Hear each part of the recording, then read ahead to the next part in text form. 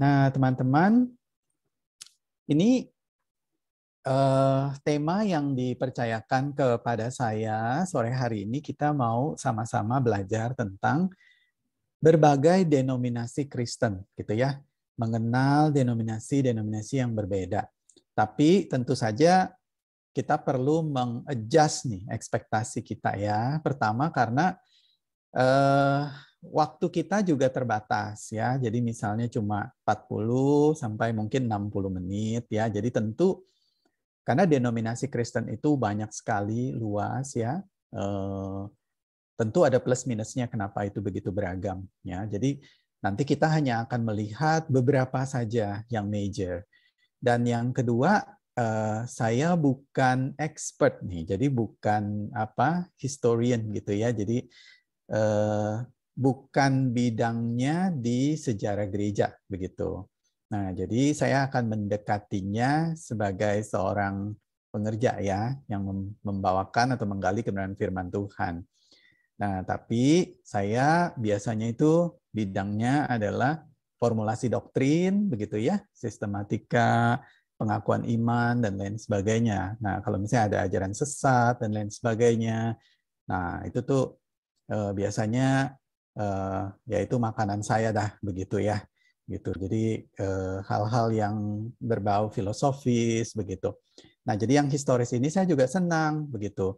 Tapi nanti kita sama-sama belajar ya teman-teman ya. Saya berharap dari diskusi kita juga sama-sama saling memberkati ya. Nah, kita kalau bicara tentang denominasi Kristen ini tadi seperti sudah saya singgung begitu ya di depan ya. Jadi memang luas sekali gitu. Kristen ini nih kayak ibarat pohon begitu ya, rantingnya itu banyak sekali begitu, kemana-mana begitu.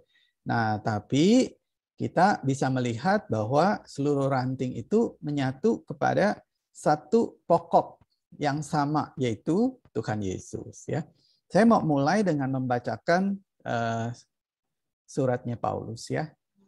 Nah, ini surat Paulus. Nah, sebentar ininya saya geser. Surat Paulus kepada jemaat di Kolose. Ya.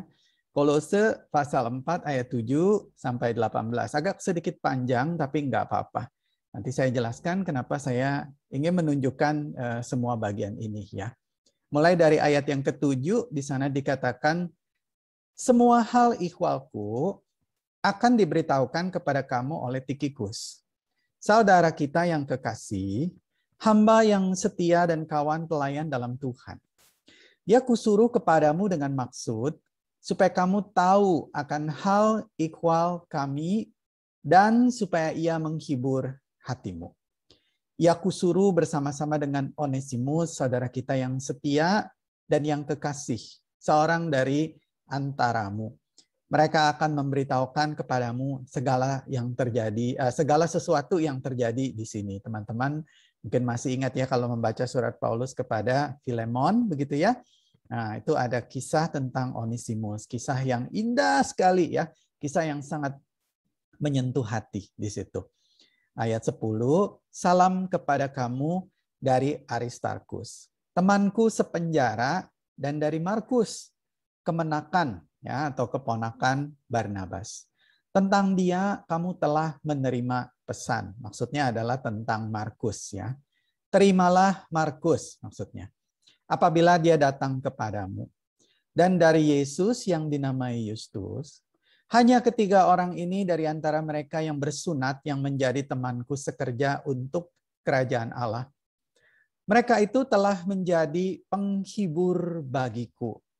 Salam dari Epafras kepada kamu, ya seorang dari antaramu, hamba Kristus Yesus, yang selalu bergumul dalam doanya untuk kamu, supaya kamu berdiri teguh sebagai orang-orang yang dewasa, dan yang berkeyakinan penuh dengan segala hal yang dikehendaki Allah. Sebab aku dapat memberi kesaksian tentang dia bahwa ia sangat bersusah payah untuk kamu dan untuk mereka yang di Laodikia dan Hierapolis. Kalau kita membaca surat-surat Paulus sebelumnya ya di bagian lain, kita akan melihat Epafras itu adalah salah satu rekan sekerja Paulus yang hampir mati di dalam pelayanan, begitu. Tetapi dia setia. Ayat 14. Salam kepadamu dari tabib Lukas yang kekasih dan dari Demas. Saya naikkan yang ininya. Ayat 15. Sampaikan salam kami kepada saudara-saudara di Laodikia, juga kepada Nimfa dan jemaat yang ada di rumahnya. Dan bila mana surat ini telah dibacakan di antara kamu, usahakan supaya dibacakan juga di jemaat Laodikia, dan supaya surat yang untuk Laodikia dibacakan juga kepada kamu. Jadi kepada jemaat yang di Kolose. Dan sampaikanlah kepada Arkipus. Perhatikanlah supaya pelayanan yang kau terima dalam Tuhan, kau jalankan sepenuhnya. Salam daripadaku, Paulus. Salam ini kutulis dengan tanganku sendiri. Ingatlah akan belengguku. Kasih karunia menyertai kamu. Nah, teman-teman yang terkasih di dalam Tuhan, jika kita memperhatikan di sini ya, kalau kita memperhatikan nama-nama yang Rasul Paulus sebutkan, ini adalah pasal terakhir ya dari surat Kolose atau surat Paulus kepada jemaat Kolose. Dan kita melihat betapa indah Rasul Paulus menyampaikan salamnya, begitu ya. Saya suka sekali bagian ini. Kenapa? Karena seorang rasul yang begitu besar ya, begitu berpengaruh, begitu cerdas, begitu besar pengetahuannya, begitu besar pengaruhnya seperti Paulus. Dia kan murid dari Gamaliel ya, seorang rabi yang sangat luar biasa. Tapi Paulus itu dia tahu dia tidak pernah bisa melayani sendirian. Sebab itu dia berkata, sampaikan salamku kepada semua saudara. Dan dia menyebutkan mereka itu ada di mana, mereka itu siapa, dan apa yang mereka lakukan. Dan kalau kita perhatikan penyebutan-penyebutannya itu adalah penyebutan-penyebutan yang sifatnya itu afeksi gitu ya, affectionate. Jadi sesuatu yang bukan cuma salam ya buat dia, salam udah lama gak ketemu gitu ya. Bukan. Misalnya seperti Rasul Paulus katakan kepada Tikhikus, saudara kita yang kekasih. Wow. Atau misalnya juga kepada tabib Lukas. Lalu Rasul Paulus bukan cuma katakan kepada, bukan cuma tuliskan salam dari tabib Lukas. Bukan, tapi tabib Lukas yang kekasih. Begitu juga ya. Misalnya juga kepada salam dari Epafras, begitu kan? Dia menceritakan apa yang terjadi, begitu. Nah, jadi teman-teman di sini saya melihat bahwa Rasul Paulus itu justru kebesaran dirinya bukan terletak bahwa dia mampu mengerjakan segala sesuatunya, bukan. Kebesaran dirinya terletak adalah ketika dia mampu mengerjakan segalanya bersama-sama dengan pelayan Tuhan yang lainnya. Dan dia mengakui mereka, begitu ya. Dia benar-benar mengakui mereka, disebutkan satu persatu namanya, begitu. Dan diakuinya betul-betul dari hatinya Rasul Paulus. Nah, kenapa saya senang bagian ini, teman-teman? Karena kalau kita bercermin dalam kehidupan gereja dan dalam sejarah gereja ya, kadang-kadang kalau persekutuan itu masih kecil, itu erat sekali rasanya ya. Hanya lagunya juga apa? Satu di dalam rohku, begitu ya, lagu yang udah lama begitu kan, lagu lama yang sering kita nyanyikan ya. Atau bergandengan tangan dalam satu kasih gitu ya. Wah, kita saling bergandengan. Tapi kalau udah makin banyak begitu kan, wah udah nggak sedekat dulu lagi, gitu ya. Udah nggak se-affectionate gitu ya, seperti dulu lagi. Nah, Rasul Paulus nggak begitu. Walaupun dia itu pelayanannya luas sekali. Kalau kita lihat itu benua Asia kecil, itu betul-betul dijelajahi oleh Rasul Paulus, begitu kan? Ya, mulai dari Asia Kecil, lalu Rasul Paulus mengarahkan pandangannya ke daerah-daerah yang justru di sana banyak ditempati oleh orang-orang yang bukan orang Yahudi. Dalam arti adalah bahkan kalau misalnya orang Yahudi pun mereka kesulitan berbahasa Yahudi. Jadi orang-orang yang disebut sebagai orang-orang kafir, misalnya begitu ya, orang-orang Romawi, orang-orang Yunani, semua dilayani oleh Rasul Paulus. Dan itu kota-kotanya berbeda. Dan bukan kota-kota kecil kalau kita perhatikan. Misalnya seperti Korintus, itu adalah kota pelabuhan, kota yang menghubungkan ya bagian-bagian perdagangan yang berbeda. Jadi di situ banyak sekali apa itu namanya kekayaan-kekayaan alam yang diperjualbelikan, dan karena Korintus itu dekat dengan Athena, maka disitulah juga menjadi pusat dari segala pemikiran orang-orang pintar dan lain sebagainya. Dan Rasul Paulus melayani.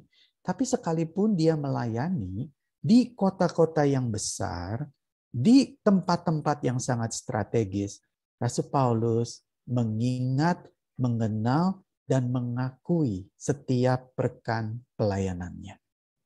Dan dia menyadari dia tidak bisa melayani sendirian. Dia berkata, salam daripadaku Paulus, katakan salam ini kutulis dengan tanganku sendiri. Wow. Itu artinya dia betul-betul membubuhkan sesuatu yang sangat pribadi ya, sesuatu yang personal. Lalu ditambahkan, ingatlah akan belengguku. Artinya apa teman-teman? Ingatlah akan penderitaanku di dalam pelayanan. Yang kedua, ingatlah bahwa aku menuliskan ini, aku sedang berada di dalam penjara. Artinya Rasul Paulus melihat bahwa pelayanan ini adalah pelayanan satu tubuh Kristus. Nggak bisa sendiri-sendiri.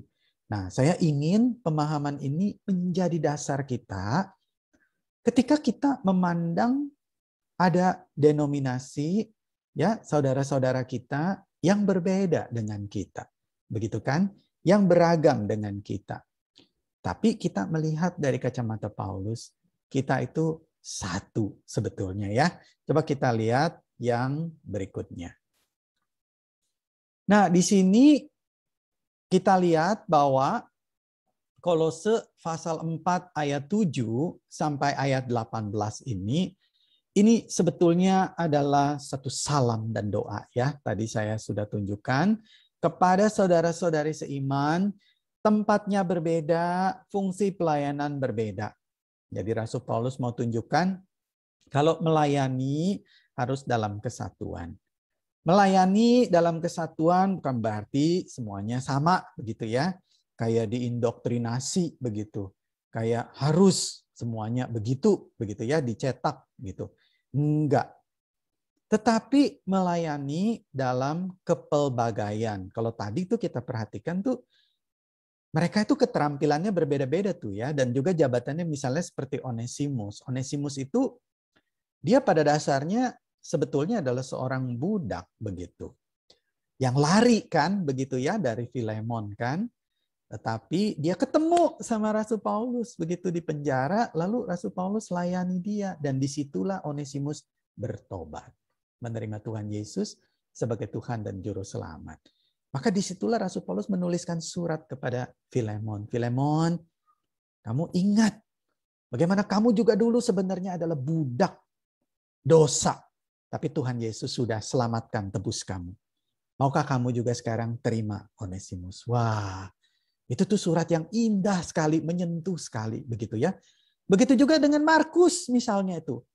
Kenapa Rasul Paulus tuh mesti tulis mengenai dia sudah dipesankan kepada kamu. Nah, itu tuh dipesankan kepada kamu tuh kepada siapa? Kepada seluruh jemaat Kolose dan juga kepada seluruh jemaat yang lain. Karena kan tadi dikatakan surat yang dari Kolose bacakan juga dong kepada jemaat yang lain, begitu ya.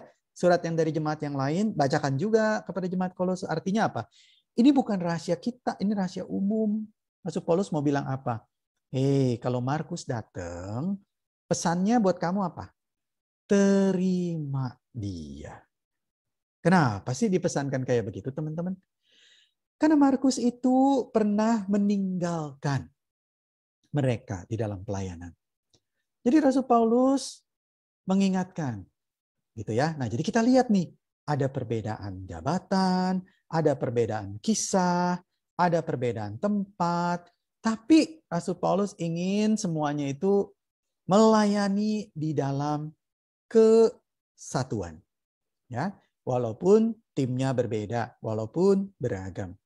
Lalu juga apresiasi dan doa yang tulus tadi saya sudah singgung ya, dari seorang pemimpin gereja yang setia. Kalau kita bisa sebut ya, siapa sih rasul yang paling besar, yang luar biasa di dalam perjanjian baru, yang memberikan pengaruh yang dahsyat sekali ya, 13 surat di dalam Alkitab itu tuh ditulis oleh Rasul Paulus begitu. Maka tidak bisa tidak ya, kita harus mengatakan, wah, Rasul Paulus itu benar-benar giant of giants gitu. Dari pemimpin gereja. Tapi dia seorang yang sangat rendah hati, sangat tulus begitu.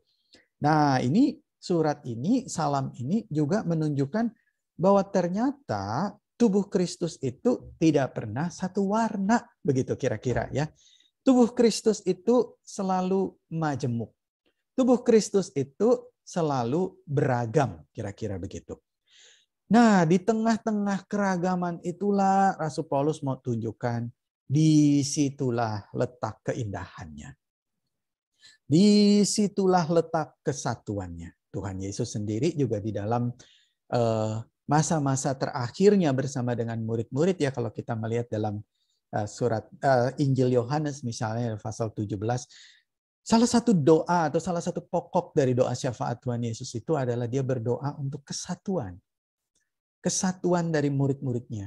Kesatuan dari para pengikutnya. Murid-murid yang mengikut Tuhan Yesus. Supaya mereka menjadi satu sama seperti engkau dan aku adalah satu. Waktu Tuhan Yesus berbicara, dia dengan Bapa, kira-kira begitu. Nah, jadi di sini Rasul Paulus mau menegaskan kesatuan. Dan saling melengkapi di dalam keberbedaan. Nah, teman-teman, di ini yang kita lihat sebagai satu eklesiologi yang sehat. Nah, eklesiologi itu adalah doktrin tentang gereja ya. Jadi eklesio itu berasal dari kata eklesia yang berarti gereja ya, atau dipanggil keluar dari kegelapan, ekkaleo ya, kepada terangnya yang ajaib. Ya, logi itu dari logos ya, study. Jadi the study of the church. Nah, eklesiologi yang sehat, gereja sebagai satu tubuh Kristus itu adalah melampaui ruang, melampaui waktu, melampaui bahasa, melampaui budaya, tapi diikat dalam kasih Kristus. Nah, kita sebetulnya di DPBB sangat bersyukur ya, di premis kita, di gedung gereja kita, Tuhan tuh mempercayakan 3 kongregasi. Wah ya, luar biasa. Ada kongregasi jemaat berbahasa Indonesia, kongregasi jemaat berbahasa Inggris ya, BBPC, dan juga jemaat berbahasa Mandarin, PPC, begitu. Nah, apa itu eklesiologi yang sehat? Yaitu ketika kesatuan itu terjadi di tengah-tengah keragaman atau perbedaan. Karena kasih Kristus baru bisa terlihat melampaui bahasa, melampaui budaya. Gampang ya teman-teman kalau misalnya kita mau mengasihi orang yang ya memang kesukaannya sama kita ya, gitu ya. Ngomongnya juga sama kita. Senangnya apa? Ya senangnya main game online. Ya udah ngumpul game online begitu. Ngomongnya bahasa apa? Bahasa Indo. Ya udah sama bahasa Indo, seneng begitu. Nah, jadilah kita satu persekutuan. Salah enggak? Ya enggak juga sih teman-teman, begitu ya. Karena kita lebih mudah tentunya bersekutu dengan orang yang sama dengan kita.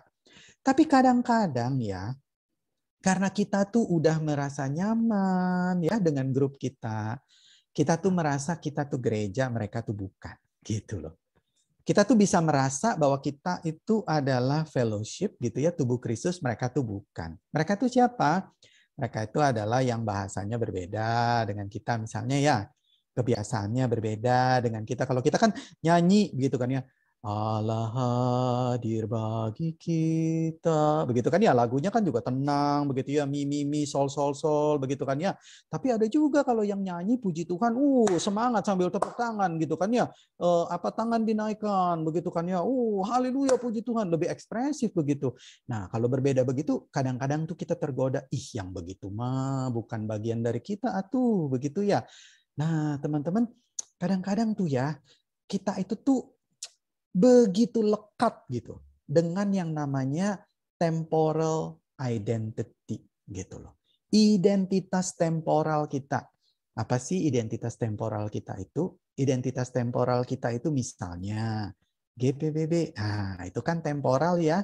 Itu berlaku di dunia saja tentu. Nah, di surga ya nggak ditanya juga sih. Kamu ayo di mana tinggalnya? Ayo kamu tinggal Bukit Batok ya, gitu ya. Ayo blok berapa GPBB, ayo kamu nih katekisasi lulus enggak? Coba saya tes dulu, kata malaikat gitu misalnya ya. Kagak sih, begitu ya.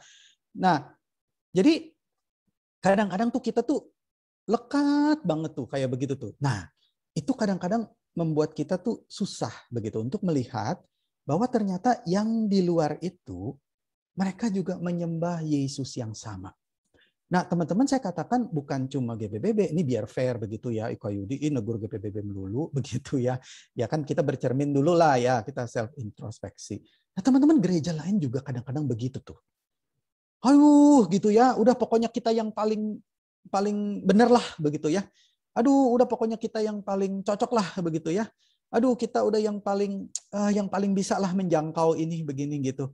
Aduh, jadi saling saling compete begitu ya, saling bersaing. Saya ragu sebetulnya itu yang Rasul Paulus mau. Rasanya nggak begitu. Saya juga ragu itu yang Tuhan Yesus mau. Rasanya nggak begitu harusnya. Nah, ini yang jadi masalah. Kadang-kadang temporal identity itu tuh betul-betul bisa menutupi mata kita sampai-sampai kita berkata eklesiologi itu adalah temporal identity. Nah, kita tuh di dalam kita memandang denominasi yang berbeda, ya, our brothers and sisters yang berbeda, kita tuh sebetulnya diundang untuk menjadi orang Kristen yang lebih mature begitu. Lebih bertumbuh dan terbuka bagi mereka. By the way, teman-teman, murid-murid Tuhan Yesus itu juga kalau teman-teman perhatikan ya, di dalam gereja mula-mula mereka itu juga beragam. Ya kan? Ada yang dari Yahudi ya, Jewish begitu. Tapi juga ada yang disebut namanya itu, mereka itu Hellenistic Jewish. Jadi ada yang Hebraik begitu ya, masih bisa tuh bahasa Ibraninya fasih begitu ya. Wah, ini Abrahamaik benar-benar nih begitu ya, titisan atau keturunan yang sah begitu ya. Nah, sedangkan yang kelompok lain itu mereka itu Hellenistic. Jadi udah nggak fasih ngomong bahasa Ibraninya nggak bisa begitu. Udah hilang-hilang gitu kan. Nah, ini juga menjadi satu konteks di mana mereka belajar tuh. Belajar untuk menerima satu dengan yang lain. Dan bagus sekali sebetulnya teladan dari gereja mula-mula itu. Kenapa? Karena di hari Pentakosta itu tuh yang berkumpul itu, mereka itu tuh nggak satu bahasa. Itu kalau teman-teman perhatikan dari 15 tempat yang berbeda ya. Kalau kita ingat tuh, Libya, ya kan Kapadokia, itu kan daerah-daerah, Libya misalnya itu kan daerah-daerah Mesir kan sebenarnya ya, benua Afrika dan lain sebagainya begitu loh. Nah, karena kan bayi Yesus pertama kalau teman-teman masih ingat ya, Yusuf, Maria membawa bayi Yesus ke Mesir. Nah, itu konteks Jewish pada waktu itu, jadi masa intertestamental itu menjadi satu tempat yang subur begitu. Karena banyak komunitas Jewish di sana begitu di Mesir itu begitu. Nah, jadi mereka yang diaspora tuh kemana-mana begitu. Tapi mereka udah nggak begitu fasih bahasanya begitu. Nah, inilah eklesiologi yang sehat. Mereka bisa melihat bahwa walaupun mereka berbeda, mereka itu satu. Satu di dalam kasih Kristus.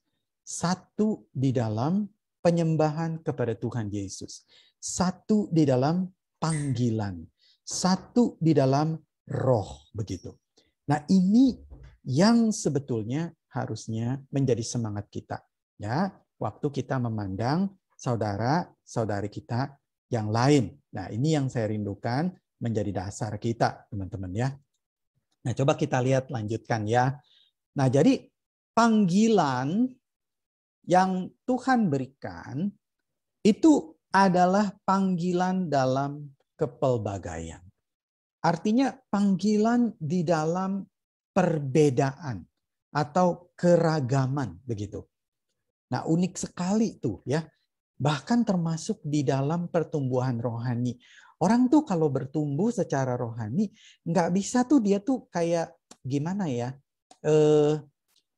Apa itu dimasukin mesin begitu. Jadi orang ini seperti dimasukin mesin, yaitu mesin pertumbuhan rohani, lalu dia keluar, dia jadi produknya begitu, atau menjadi outputnya begitu. Pasti baiklah hasilnya. Ternyata nggak begitu loh, teman-teman. Kalau kita perhatikan murid-murid Tuhan Yesus, mereka tuh punya apa ya? Punya cara bertumbuhnya tuh beda-beda begitu. Ada yang bertumbuhnya seperti Petrus. Oh, sangat eksperiensial. Dan Tuhan tahu nih orang yang kayak begini nih nggak bisa cuma diajarin doktrin. Begitu kan? Kayak Thomas. Kalau Thomas itu kan tunjukkan kepadaku. Begitu ya. Nah, diajarin doktrin begitu. Nggak bisa. Dia mesti diajarin apa? Nah, ternyata yang Petrus ini diajarinnya sama Tuhan Yesus. Dia mesti mengalami begitu. Makanya cuma dia tuh yang berjalan di atas air. Begitu kan?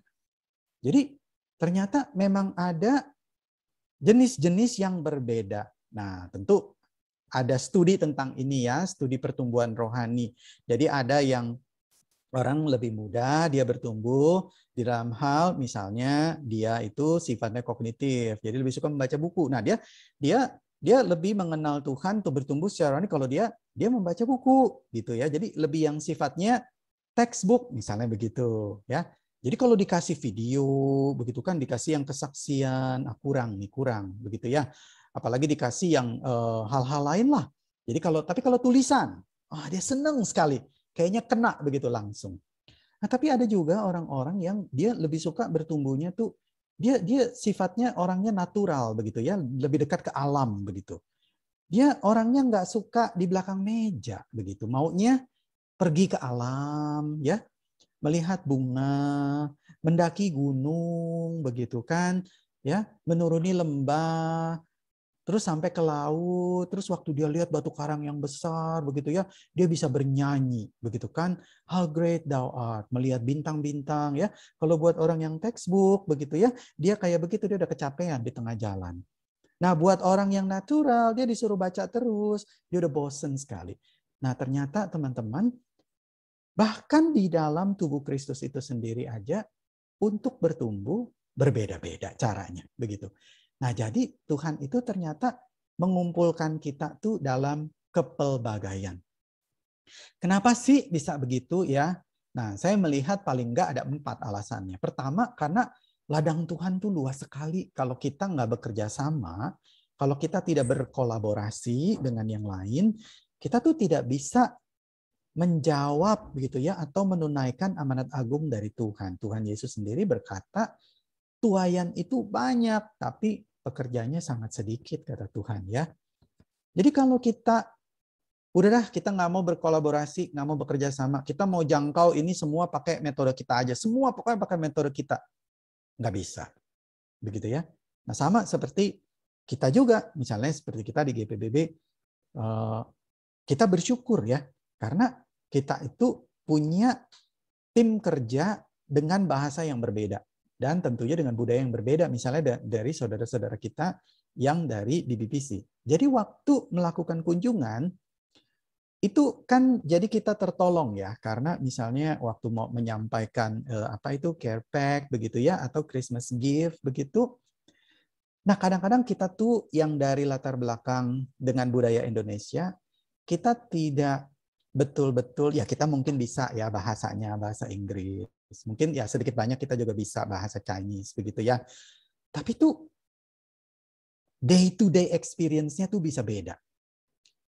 Nah, itu akan lebih kena ketika yang menyampaikannya itu ternyata adalah teman kita atau saudara kita yang memang dia dari BBPC, begitu. Nah, saya pernah mengalami hal seperti itu. Wah, itu sangat terbantu. Wah, sangat terbantu. Jadi akhirnya kita melihat bahwa kemampuan dan sumber daya kita tuh masing-masing sangat terbatas. Kita sangat membutuhkan satu sama lain. Ketika kita bisa saling bergandeng tangan, ya, melihat potensi satu sama lain dan melihat nih bisa klik begitu ya. Wah, itu luar biasa sekali ya. Nah, alasan yang ketiga adalah waktu kita itu semakin sempit karena Tuhan katakan dia akan datang sewaktu-waktu. Jadi kita nggak bisa kerjakan semuanya sendirian dengan waktu yang begitu panjang begitu. Nggak bisa. Karena tidak terkejar waktunya. Dan alasan yang terakhir adalah, nah di dalam kepelbagaian ini, kasih dinyatakan dan Allah Bapa dimuliakan. Teman-teman, menarik sekali di sini, justru waktu Tuhan Yesus berbicara dia adalah pokok anggur, dia mengatakan justru waktu murid-muridnya itu saling mengasihi satu sama yang lain, disitulah dunia akan tahu bahwa mereka adalah murid-murid dari Tuhan Yesus dan Allah Bapa dimuliakan. Nah, jadi waktu kita berada di dalam keperbedaan, itu ya keragaman, dan kita bisa tuh menyatakan kasih Tuhan gitu. Itu betul-betul yang dikatakan living by the Spirit gitu ya. Jadi hidup oleh Roh. Itu Allah Bapa betul-betul dimuliakan di situ. Nah, jadi di sini kita bisa melihat bahwa semangat kita haruslah bersifat merangkul ya di dalam kasih dan kebenaran. Bukan kita menghakimi dan mengkotak-kotakkan.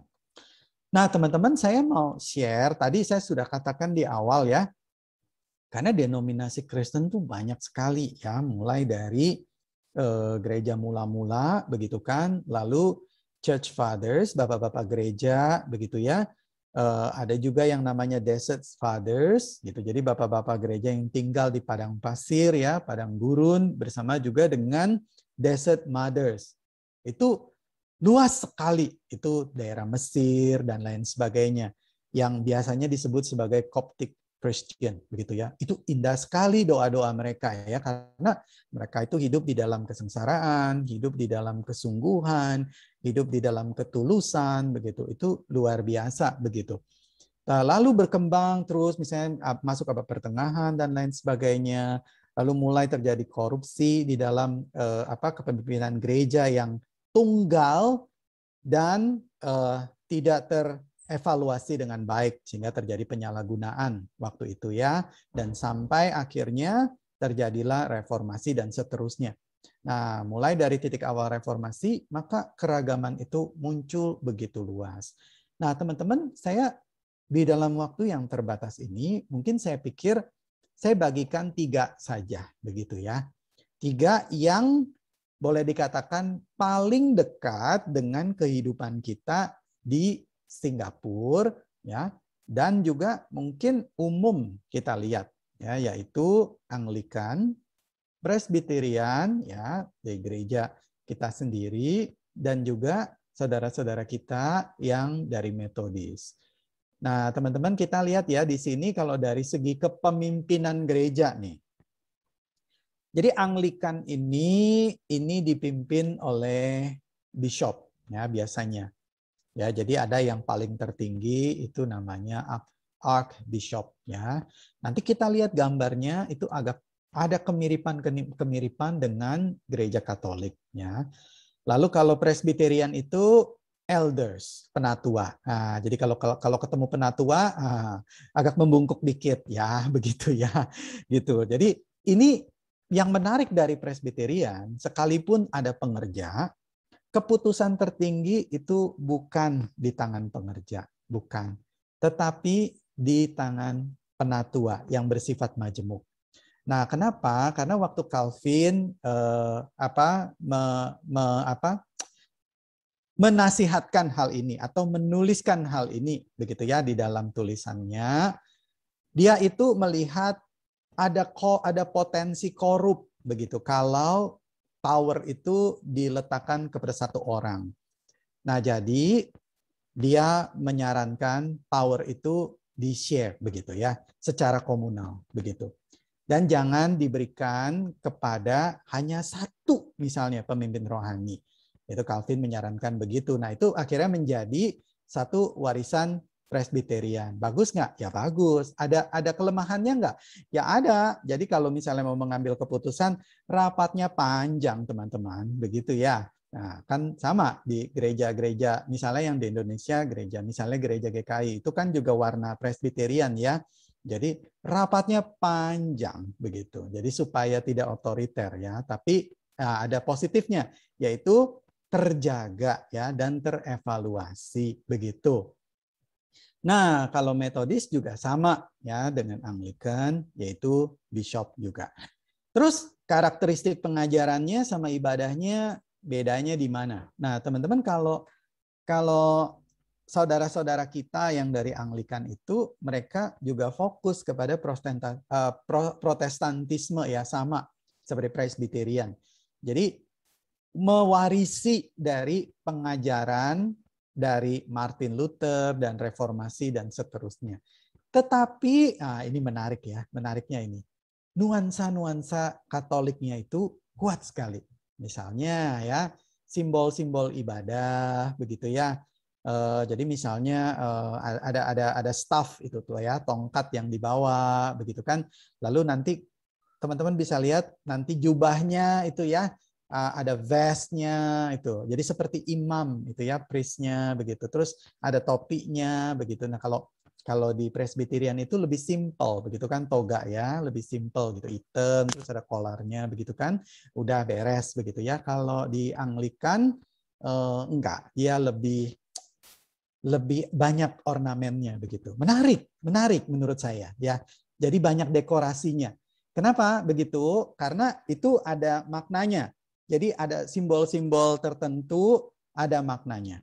Beberapa waktu yang lalu, minggu lalu ya, kami pengerja dapat kesempatan diundang juga ikut satu pernikahan sepasang pemuda ya di gereja Katolik. Jadi mereka menikah di gereja Katolik dan sudah lama nih saya tidak masuk ke gereja Katolik. Jadi senang sekali ya bisa masuk dan ikut beribadah bersama begitu. Nah, saya perhatikan ada satu yang menarik, teman-teman. Itu adalah waktu ibadah itu ada wewangian begitu ya. Ini bukannya parfum ya, gitu wewangiannya gitu. Ini maksudnya wewangiannya itu adalah apa itu ya? Jadi seperti dupa begitu ya. Seperti dupa yang dibakar begitu ya.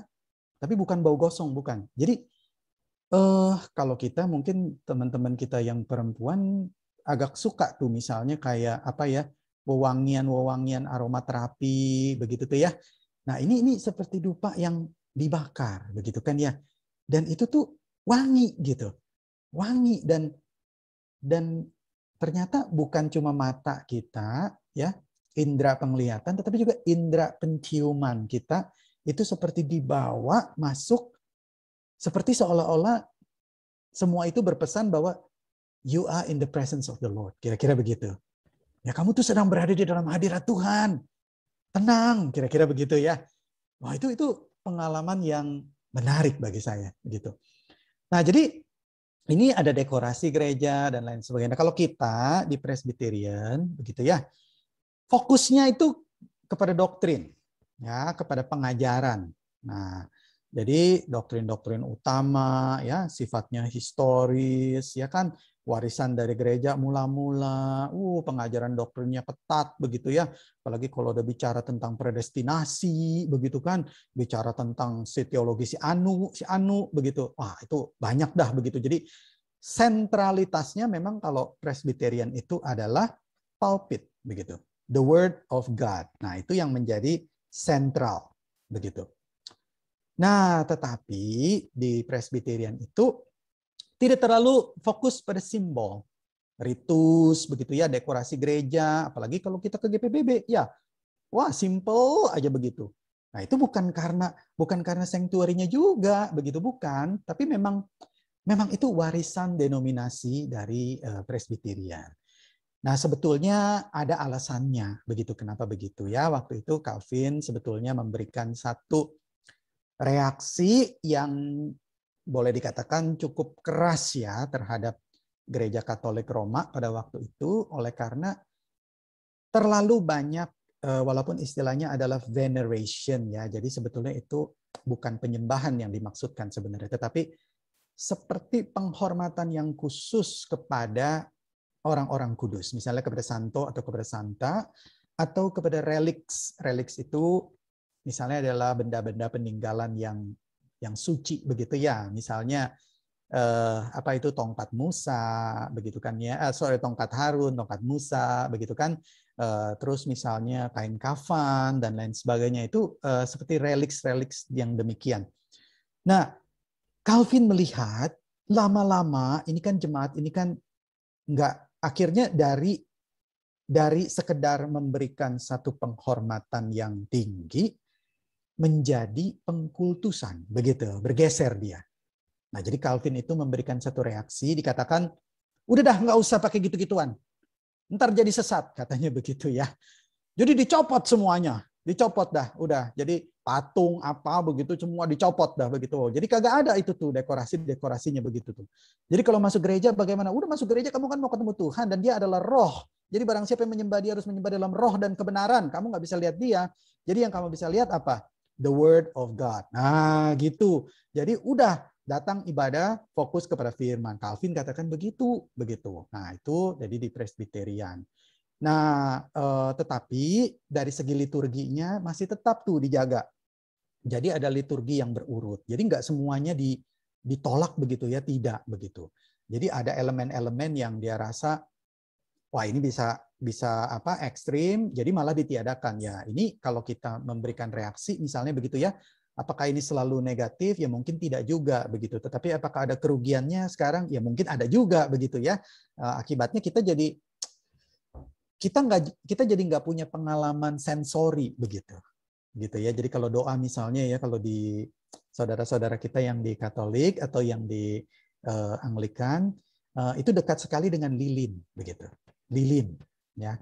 Wah, doa dengan lilin tuh indah sekali, teman-teman ya. Kalau kita kan doa udah nggak usah pakai lilin lah, doa-doa aja begitu langsung, maunya apa ya.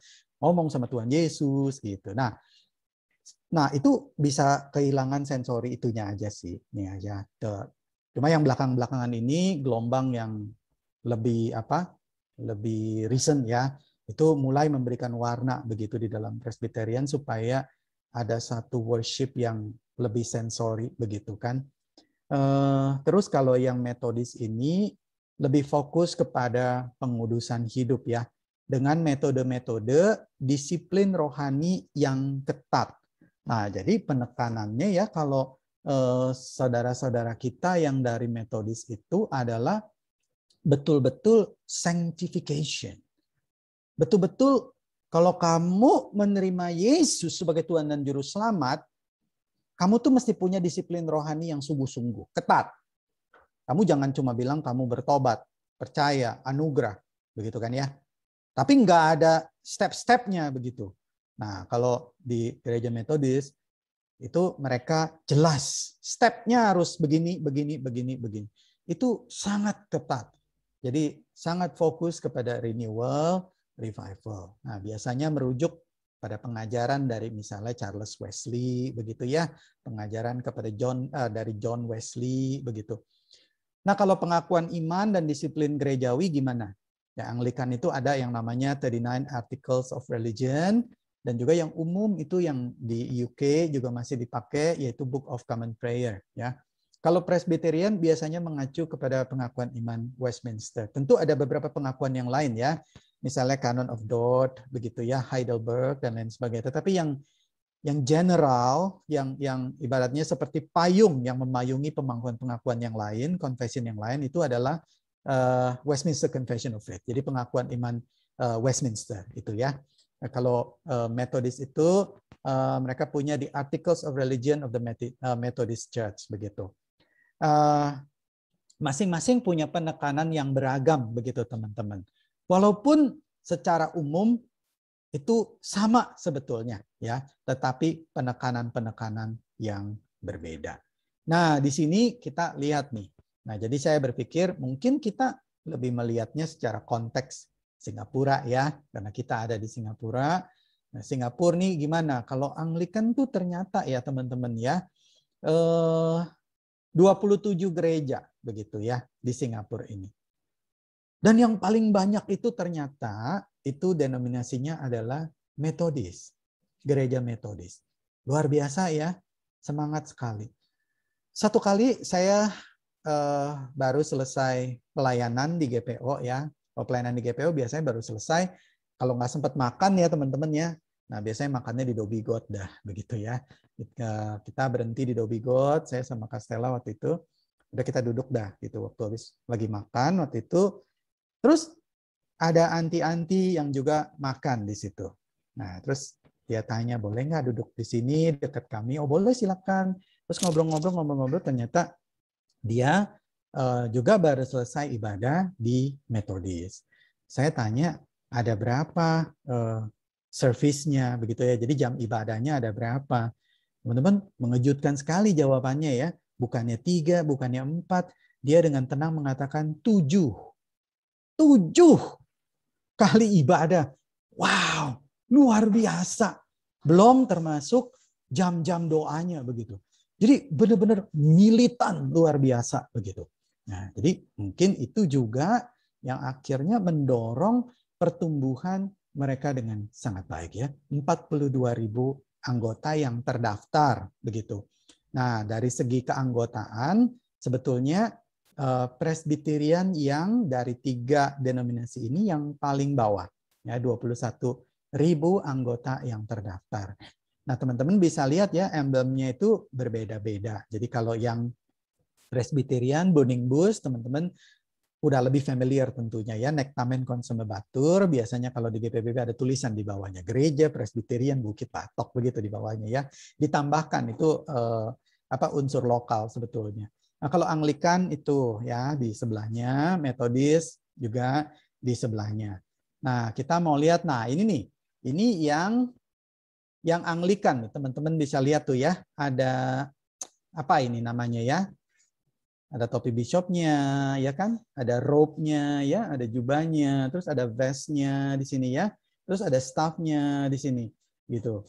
Nah, terus ini banyak sekali ornamen-ornamennya, begitu. Kalau teman-teman perhatikan. Nah, jadi ini semua sebetulnya dekat sekali dengan Katolik, dekat sekali, begitu. Tetapi pengajarannya berbeda, begitu. Nah, jadi ini saudara-saudara kita yang dari Anglikan. Nah, ini bisa tebak ya, ini dari mana ya? Ini yang paling simple gitu dari ketiga denominasi ini, websitenya yang paling simple. Gambarnya nggak ada gereja, gambarnya Supetri begitu kan, terus gambarnya MBS ya, terus gambarnya Singapore Flyer begitu kan. Pokoknya udahlah kita down to earth aja. Kita ada di Singapura, kita mau menjangkau Singapura ya, Singapore for the Lord. Nah, kira-kira begitu. Udah Presbyterian begitu. Simple sekali memang begitu. Nah, terus yang ketiga, nah ini Metodis nih teman-teman ya. Nah, ini ada Bishop Solomon ya, Bishop Robert Solomon di sini. Jadi kalau teman-teman bisa lihat, teman-teman kita yang dari Metodis juga simple, tapi mereka itu metodical gitu. Jadi spesifik mau mengerjakan apa nih gitu. Parenting, grandparenting, nah, bukan parenting lagi, grandparenting begitu. Jadi sangat-sangat spesifik, sangat-sangat jelas step-stepnya, kira-kira begitu. Nah, itu ciri-ciri mereka tuh, begitu ya. Nah, kita udah lihat sekilas nih ya tentang ketiga hal ini. Nah, sekarang kita mau bertanya sedikit ya, teman-teman. Jadi kalau begitu, apakah semua yang berbeda, denominasi yang berbeda itu kita bisa rangkul begitu ya? Nah, bukankah ada juga misalnya yang berbeda itu bukan cuma denominasi ya, tetapi misalnya ajaran-ajaran yang nggak sejalan lah dengan iman Kristen, misalnya saksi Yehova begitu ya, Salah satu butir dari pengajaran saksi Yehova yang jelas-jelas tidak sejalan dengan iman Kristen adalah mereka menolak pengajaran Allah Tritunggal. Nah, itu udah jelas lah game over mereka begitu ya. Karena itu yang paling mendasar ya, yang paling basic. Misalnya juga Mormon. Ya, Mormonisme misalnya begitu. Mormon itu basis pengajarannya adalah berangkat dari yang disebut sebagai God the Father itu bertemu dengan God the Mother begitu ya. Dan mereka melakukan hubungan seksual secara spiritual, maka lahirlah spiritual children begitu ya. Kita maksudnya begitu ya. Nah, jadi mereka mengencourage spiritual children ini juga untuk melakukan hubungan seksual di dalam Tuhan. Nah, ini maksudnya hubungan seksual di dalam Tuhan ini kadang-kadang justru juga bisa dilakukan di gerejanya begitu ya. Nah, ini nih apa ya? Waktu saya men-sharingkan ini ke anak-anak katekisasi ya, anak-anak katekisasi, karena waktu itu kita topiknya adalah heretics ya, ajaran sesat. Mereka sampai berkata "ih" begitu ya. Jadi "ih" gitu. Nah, tapi buat bidat ini, buat ajaran sesat ini, buat Mormon ini, itu buat mereka adalah seperti worship gitu ya. Karena memang di dalam perjanjian baru kata bersetubuh itu istilah yang digunakan begitu ya, yada begitu, kata bersetubuh itu artinya juga mengenal begitu. Nah, ini yang dipakai oleh si Dan Brown ya di dalam tulisan dia Da Vinci Code. Dia berpikir begitu ya dan mencoba untuk berimajinasi bahwa ketika orang bersetubuh itu disitulah dia paling mengenal satu sama lain dan mengenal Tuhan. Nah, itu yang dipakai oleh gereja Mormon. Salah nggak? Ya salah lah, begitu ya. Jadi doktrin Allahnya saja sudah salah, begitu. Nah, kalau begitu gimana ini ya? Kriterianya gimana kita bisa membedakan? Karena kan katanya tadi kalau berbeda, beragam, kita harus melayani bersama. Nah, kita perlu punya semacam pagar untuk kita bisa tahu mana yang dirangkul, mana yang perlu kita tahan, kita tolak. Udah kamu tunggu di luar aja dah, habis kamu sesat sih, begitu ya. Disuruh balik, kamu kagak mau, masih sesat aja. Udah tunggu di luar aja, kira-kira begitu. Nah, coba kita lihat ya. Nah, Rasul Paulus itu menuliskan surat kepada seorang pemimpin gereja yang masih sangat muda. Dia melayani di Efesus, namanya Timotius ya, anak rohaninya. Nah, pesannya itu adalah dikatakan Timotius, hendaklah engkau tetap berpegang pada kebenaran yang telah engkau terima dan engkau yakini dengan selalu mengingat orang yang telah mengajarkannya kepadamu. Nah, teman-teman perhatikan frasa yang Rasul Paulus pakai. Frasa ini juga sebenarnya nanti dipakai, frasa ini sebelumnya itu sudah dipakai oleh Tuhan Yesus untuk bicara tentang kebenaran. Nah, waktu Rasul Paulus mengatakan kebenaran yang telah engkau terima, berarti itu ada semacam satu set of truth gitu. Satu set of teaching, kira-kira begitu. Nah, ini ada semacam doctrinal teaching, kira-kira begitu. The body of teaching. Gitu, atau yang disebut sebagai essential truth begitu. Nah, Timotius, kamu tuh udah pernah menerima ini. Ya. Nah, ini biasanya yang kita masukkan di dalam katekisasi ini. Nah, Paulus katakan apa? Jangan berpaling dari itu. Jangan meninggalkan itu semua. Itu harus engkau pegang kuat-kuat. Itu yang menjadi dasar. Nah, dengan kita berpijak pada nasihat dari Rasul Paulus ini, maka kita bisa ditolong untuk membedakan mana yang disebut sebagai saudara, ya, walaupun dia itu berbeda, dan mana yang disebut sebagai bidat atau ajaran sesat, atau dikatakan saudara dalam musuh dalam selimut lah begitu ya. Dia mengaku saudara, tetapi sebenarnya dia ingin menyesatkan kayak begitu. Nah, kita bisa membedakan. Dari mana? Kalau mereka tidak berpijak pada kebenaran yang sudah diterima dan diyakini. Apa aja tuh kebenaran yang sudah diterima dan diyakini? Kan banyak ya teman-teman ya. Nah, umumnya waktu kita berbicara tentang the body of teaching begitu ya, atau the body of doctrine, essential doctrine of Christian faith, misalnya begitu ya. itu mengacu kepada yang namanya confessions atau pengakuan iman begitu. Nah, itulah sebabnya sebetulnya pengakuan iman itu adalah butir-butir intisari dari doktrin-doktrin yang paling mendasar. Jadi diambil dari seluruh pengajaran Alkitab, begitu kan ya, lalu disarikan, dibuatkan butir-butirnya, dibuatkan secara sistematis begitu, supaya bisa diajarkan dengan mudah begitu. Misalnya kalau pengakuan iman, misalnya kita tadi melihat ada yang namanya pengakuan iman Westminster ya, di Westminster. Lalu itu ada bicara tentang Alkitab. Di dalam pengakuan iman Westminster, Alkitab itu bagaimana, misalnya begitu ya. Lalu bicara tentang kehendak bebas, misalnya. Kehendak bebas itu apa, begitu ya. Bicara tentang keluarga. Keluarga itu bagaimana, begini-begini. Nah, itu jadi ada butir-butirnya begitu. Nah, tetapi pengakuan iman itu kan banyak sekali ya.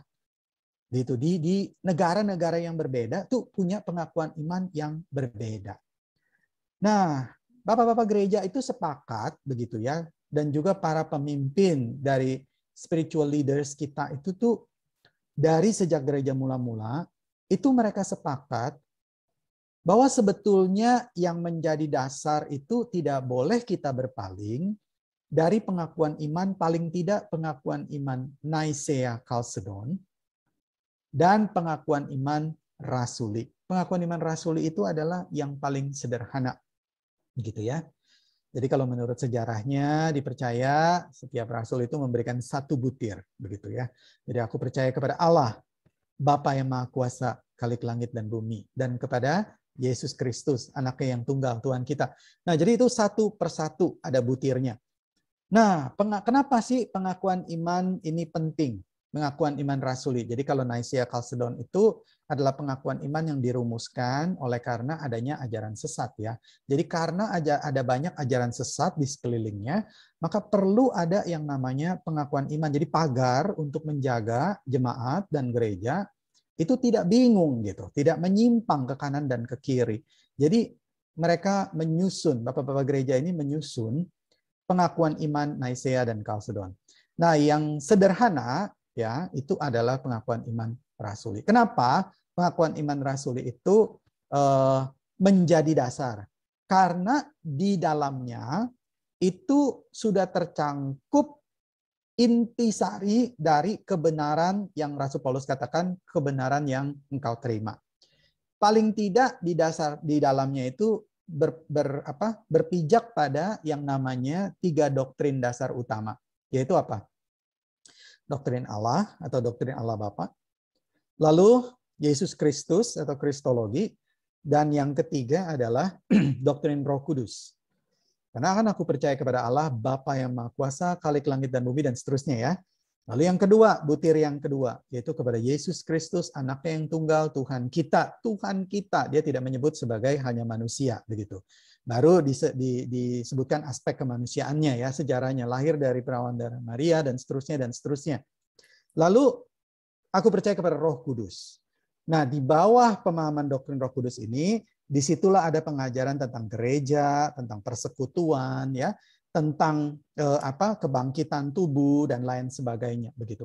Jadi 3 doktrin utama ini nggak boleh dilanggar. Nah, bidat atau ajaran sesat itu pada umumnya mereka melanggar satu atau semuanya dari 3 ini. Misalnya Mormon. Mormon itu dia jelas melanggar doktrin Allahnya itu nggak benar, begitu ya. Udah jelas dikatakan aku percaya kepada Allah Bapa yang Maha Kuasa. Ya, dia bilangnya ya ada Bapa, ada Ibu, ya bentar lagi ntar ada Mbak begitu ya, ada siapa begitu ya, jadi satu keluarga ada begitu. Ya enggak begitu, karena pengajaran iman Kristen bahkan Tuhan Yesus sendiri itu memanggil Allah, menyapa dengan panggilan Bapa begitu. Jadi itu yang diikuti begitu. Kalau tadi misalnya seperti Saksi Yehova sudah jelas ya, dia Tritunggalnya dia tidak mengakui, dan dia juga tidak mengakui Yesus sebagai Tuhan. Ya bolehlah Yesus itu Tuhan, tapi Yesus itu Tuhan yang kecil begitu ya. Dia adalah Tuhan yang diciptakan oleh Tuhan yang besar untuk menciptakan seluruh dunia ini. Boleh nggak kita sembah dia? Sebaiknya jangan. Kita sembah Tuhan yang besar. Kira-kira begitu. Begitu ya. Dia adalah inspirasi Yesus itu. Kira-kira begitu. Kalau Roh Kudus apa? Nah, kalau Roh Kudus, kata saksi Yehova ini, Roh Kudus itu adalah tenaga. Wah, begitu ya. Power, begitu. Apakah dia pribadi? Bukan, dia bukan pribadi. Dia cuma power aja sebetulnya ya. Cuma power. Dia itu adalah tenaga yang ada di dalam hidup kita. Jadi, nah itu udah nabrak lah semuanya, udah nabrak ini begitu. Nah, jadi teman-teman di sini kita bisa melihat ketika doktrin utama yang disebut sebagai major doctrine itu ditabrak, dia langsung masuk kategorinya bidat. Nah, tetapi ada enggak yang misalnya denominasi berbeda, tapi dia tidak menabrak doktrin utama? Ada, begitu ya. Jadi misalnya saudara-saudara kita yang dari misalnya Arminian, misalnya begitu ya. Nah, ini misalnya ini topik teologi ya, teman-teman ya. Jadi biasanya orang-orang Presbyterian, ya Anglikan itu tuh lebih Calvinis misalnya begitu ya, yang dari Metodis itu lebih dekat ke Arminian begitu ya, walaupun beragam, nggak bisa di label satu begitu, nggak bisa beragam, tapi ada warna utamanya kira-kira begitu karena mewarisi pengajarannya. Jadi kalau di dalam pengajaran dari Arminian itu sendiri adalah misalnya tentang kehendak bebas begitu kan. Jadi kita di dalam kehendak bebas ini sebenarnya kita bisa memilih Tuhan, begitu ya. Jadi karena Tuhan udah kasih pilihan nih, kalau kamu tidak terima Tuhan Yesus, kamu sudah tahu bahwa Tuhan Yesus adalah jalan keselamatan, kamu tidak terima, matilah kamu dalam dosamu, begitu kan? Jadi apa yang harus kita lakukan? Kita harus memilih Tuhan, gitu. Nah, jadi kalau dari pengajaran dari Arminian ini adalah ada yang namanya disebutnya itu anugerah khusus buat kita itu memilih dan menolak Tuhan. Jadi will-nya itu menentukan. Nah, itu berbeda dengan pengajaran misalnya pengajaran yang umum dari misalnya Presbyterian begitu ya, atau Anglikan atau Calvinis misalnya ya. Misalnya dikatakan kita mau memilih Tuhan aja kagak bisa begitu kan, kalau Calvinis mengajarkannya demikian ya, kalau Calvin tuh ya. Kenapa begitu? Ya kamu udah mati gitu. Kamu udah mati dalam dosamu. Kamu aja kadang-kadang nggak tahu kamu udah mati. Kan begitu ya, orang udah mati tuh kagak sadar dia mati begitu. Sampai Tuhan menyadarkan dia mati begitu, baru dia tahu bahwa dia mati begitu. Nah, kata Calvin begitu. Jadi gimana caranya supaya kamu itu bisa berespon kepada Tuhan? Kan harus ada respon ya. Maka Tuhan dengan anugerahnya menghidupkan kamu. Kira-kira begitu. Baru kamu bisa will-nya itu mendekat kepada Tuhan. Datang kepada Tuhan Yesus. Jadi waktu kamu memilih Tuhan Yesus atau berespon kepada Tuhan Yesus, itu bukan semata-mata pilihan kamu. Gitu kira-kira kata Calvin begitu ya, kata Calvinis. Itu tuh grace yang begitu besar. Itu anugerah yang begitu besar. Itu Tuhan yang menarik kamu datang. Nah, ini kan berbeda nih, ya kan? Nah, apakah kita mengatakan, misalnya yang Presbyterian mengatakan, yang Arminian itu bidat tuh, begitu tuh ya tuh pengajarannya berbeda. Nah, apakah yang Arminian juga mengatakan, Calvinisme bidat tuh, begitu ya, pengajarannya nggak sesuai dengan kami. Nah, tidak. Kenapa? Karena sekalipun berbeda, kedua-duanya tidak melanggar tiga doktrin utama ini. Kedua-duanya tetap mengajarkan bahwa keselamatan hanya ada di dalam Tuhan Yesus Kristus. Dia adalah Allah dan manusia sejati. Begitu teman-teman. Jadi bisa bedakan ya, yang mana denominasi yang berbeda, yang mana bidat begitu. Jadi kalau yang denominasi yang berbeda, kita tentu bisa berdialog. Tapi kalau yang bidat, ya dialognya agak tegasan dikit lah begitu ya, karena ini bahaya soalnya ada banyak penyakitnya di situ ya. Nah, jadi kita mau lihat nih, kalau menghadapi pengajaran sesat sama menghadapi denominasi yang berbeda, beda nggak caranya? Beda teman-teman. Ya, jadi kalau menghadapi pengajaran sesat bagaimana? Nah, yang pertama tuh pikiran kita nih ya. Jadi dari mind dulu. Saya coba mendekatinya dari tiga aspek ya. Yang pertama dari pikiran kita dulu nih. pikiran kita itu harus dikuasai dan menguasai firman Tuhan. Jadi bukan cuma kita itu menguasai kebenaran firman Tuhan, tahu begitu ya kebenaran firman Tuhan, tapi kita tuh dikuasai oleh firman Tuhan. Artinya kebenaran firman Tuhan itu menjadi nyata dalam kehidupan kita sehari-hari. Begitu kan? Karena Rasul Petrus juga mengatakan ya, jadi kuduskanlah Kristus di dalam hatimu sebagai Tuhan. Nah itu benar-benar artinya dia mau mengatakan kalau kamu menguduskan Kristus di dalam hatimu sebagai Tuhan, dia tuh menguasai gitu seluruh hidup kita. Nah kalau kita menghadapi pengajaran sesat hanya dengan pengetahuan, itu jelas tidak cukup.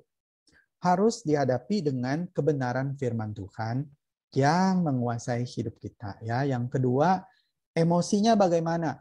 Emosi kita. Kadang-kadang kalau menghadapi ajaran sesat, itu ada yang orang tuh bisa langsung terprovokasi bawaannya pengen debat aja. Begitu ya, pengen marah aja.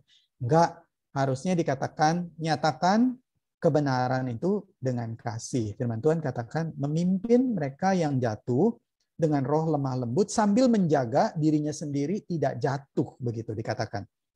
Jadi kasih itu menjadi cara kita menyampaikan kebenaran. Nah, tapi ini harus disampaikan dengan apa? Dengan tegas. Bukan dengan marah, bukan. Tapi dengan tegas. Tidak kompromi ya terhadap dosa penyesatan. Kalau kita perhatikan di Alkitab, bahkan Tuhan Yesus sendiri ketika berhadapan dengan penyesatan, itu bahasa-bahasa yang digunakan itu bukan bahasa-bahasa yang biasa. Misalnya Rasul Paulus juga menggunakan misalnya kepada jemaat di Galatia, hati-hatilah kamu terhadap anjing-anjing dan pengajar-pengajar yang palsu. Wah, itu bahasanya luar biasa itu teman-teman ya. Bahasanya tajam sekali. Bahasanya itu tegas. Dia tidak memberi kompromi kepada penyesatan begitu. Jadi mereka yang mau menyimpangkan jemaat dari kebenaran firman Tuhan itu betul-betul harus ditindak dengan tegas, begitu kira-kira. Jadi dengan kasih, tapi juga dengan tegas. Tidak ada kompromi terhadap penyesatan. Nah ini kalau berhadapan dengan ajaran sesat ya. Saya pernah berhadapan dengan saksi Yehova waktu kami masih remaja ya. Jadi saya bersama dengan teman-teman di gereja, waktu itu masih pelayanan remaja ya, kami bersama dengan satu tim kepengurusan remaja. Nah ini ada 2 orang saksi Yehova karena biasanya memang saksi Yehova itu berdua ya. Satu itu yang lebih senior yang membimbing begitu ya, mengayomi. Yang satu lagi biasanya trainee-nya yang sedang dilatih begitu. Nah jadi kami ini masih remaja begitu kan, jadi kan masih kayak lugu-lugu culun begitu ya, begitu senang sekali dengan firman Tuhan, antusias begitu kan ya. Jadi begitu dengar, wah dia bawa buku Sedarlah begitu, dia bicara tentang kerajaan Allah, dia bicara tentang bagaimana kita itu mau bertumbuh di dalam Tuhan. Jadi kami juga semangat begitu.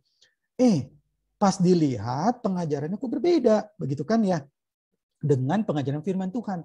Barulah kami mengerti bahwa ini adalah saksi Yehova, ajaran yang tidak sesuai dengan firman Tuhan. Nah, akhirnya waktu itu sampai lama sekali ngobrol, ya. Kami berdiskusi dan sampai akhirnya jatuh juga sih ke perdebatan begitu ya, 4 jam waktu itu. Tapi akhirnya ya kita harus tegas mengatakan, mohon maaf, kita panggilnya Cici waktu itu ya, Cici.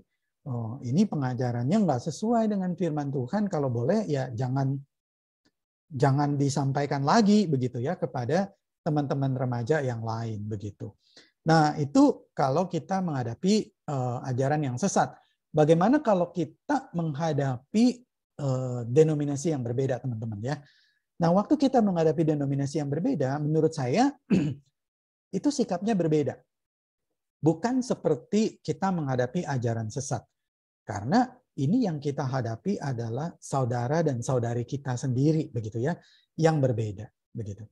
Nah, yang pertama terbuka. Terbukalah terhadap perbedaan dan keragaman ya, tanpa sikap menghakimi. Jangan langsung menghakimi, kamu kok kalau nyanyi tangan diangkat-angkat sih begitu, udah turunin aja begitu, Tuhan juga udah tahu kamu lagi menyanyi, biarin aja begitu ya.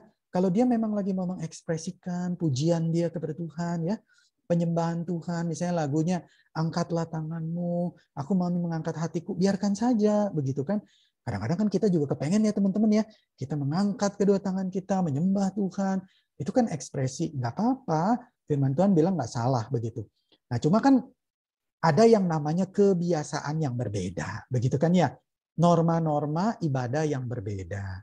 Nah itu bukannya doktrinal, jadi sesuatu yang sebenarnya nggak apa-apa begitu, ya, terbuka terhadap perbedaan dan keragaman, ya. Jangan hakimi, tapi tetap berpijak pada firman Tuhan sebagai pegangan yang utama. Ya, kalau dulu tuh sering tuh ada namanya perdebatan ya, yang disebut sebagai namanya itu apa? Worship war begitu ya, atau peperangan ibadah. Waduh, ibadah aja perang ya. Jadi kalau satu kubu itu dia itu benar-benar percayanya kalau ibadah yang diterima sama Tuhan itu adalah ibadah yang menyanyikan lagu-lagu himne. Nah, misalnya apa tuh? Ya, himne itu kayak KPPK begitu ya, Kidung Jemaat begitu kan, NKB begitu tuh. Nah, itu himne begitu ya. Tapi kubu yang lain nih itu adalah mereka yang nggak mau menerima himne, gitu ya. Kenapa? Karena, aduh, himne itu usang, begitu kan ya. Lagunya ada patternnya, ada polanya, diulang lagi, gitu, bosen, gitu kan. Kita maunya yang kontemporer. Nah, jadi mereka lebih suka yang kontemporer. Akhirnya ributlah berdua, begitu kan ya. Mana nih penyembahan yang lebih berkenan di hadapan Tuhan, mana yang lebih bisa menjangkau, kira-kira begitu. Nah, kita bersyukur di GPBB itu, kita itu blended dua-duanya, ya. Kita merangkul keduanya selama lagu itu berkenan di hadapan Tuhan, dalam arti liriknya itu sesuai dengan pengajaran iman Kristen, ya. Not lagunya juga sesuai dengan semangat dari lirik yang dituliskan. Dan kita sangat bersyukur ya, adanya tim liturgi yang sangat ketat itu menjaga.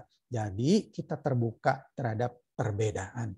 Terus yang kedua, lihatlah keragaman sebagai kekayaan warisan gerejawi. Nah ini ya, yaitu interpretasi atau penafsiran atau respon budaya terhadap iman. Nah, saya mau ulangi bagian ini karena menurut saya ini penting. Jadi keragaman itu bisa jadi, itu kita bisa lihat sebagai penafsiran ya, atau respon budaya terhadap iman.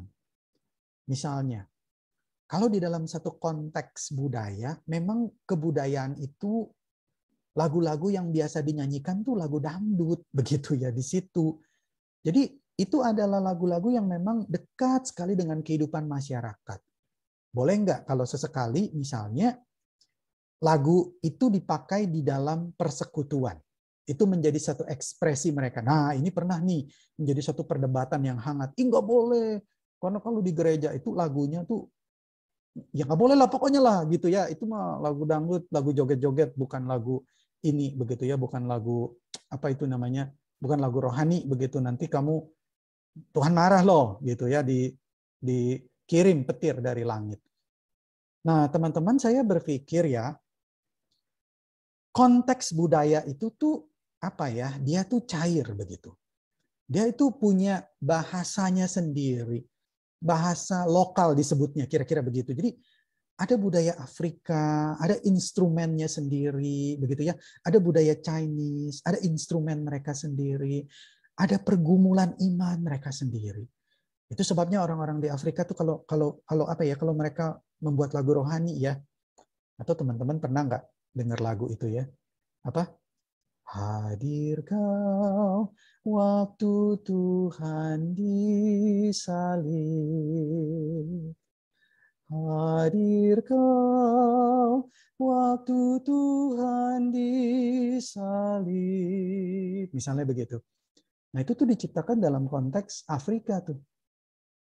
Kenapa ya bisa begitu? Mereka itu tuh menghayati pedihnya itu tuh. Pedihnya tekanan hidup. Orang tertekan ya oleh karena power dan politik itu tuh sakit sekali begitu. Nah, mereka tuh bisa menghayati itu dan mereka tuh meresponinya begitu. Iya kan?